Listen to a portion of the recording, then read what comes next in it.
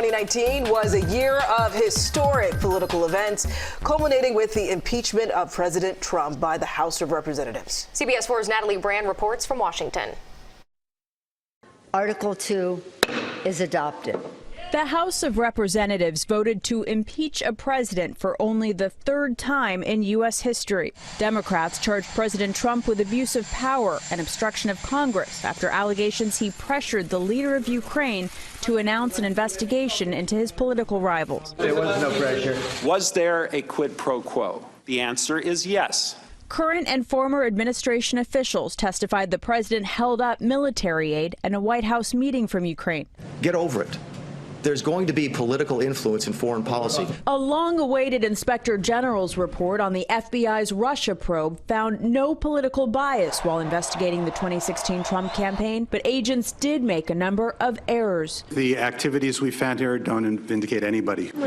A federal jury found the president's longtime associate Roger Stone guilty on 7 charges, including witness tampering, stemming from special counsel Robert Mueller's investigation. In March, Mueller released his highly anticipated report on Russian interference in the 2016 election. It found no collusion, but outlined possible instances of obstruction.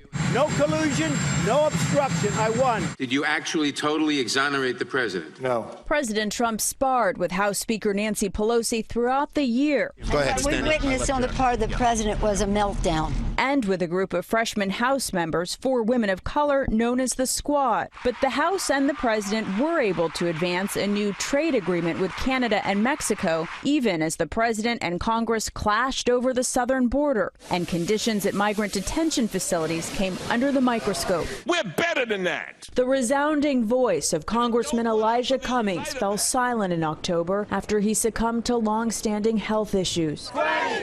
The Supreme Court blocked a controversial citizenship question from the 2020 census, but the High Court still has to weigh in on key cases that include LGBTQ workplace rights and the fate of young immigrants known as Dreamers. You're so lucky I became your president. Campaign 2020 revved up with President Trump seeking a second term. On the Democratic side, a crowded field of nearly 30 candidates has been cut in half. Former New York City Mayor Michael Bloomberg joined the race late, looking to catch the frontrunners, former Vice President Joe Biden, Senators Bernie Sanders and Elizabeth Warren, and South Bend, Indiana Mayor Pete Buttigieg.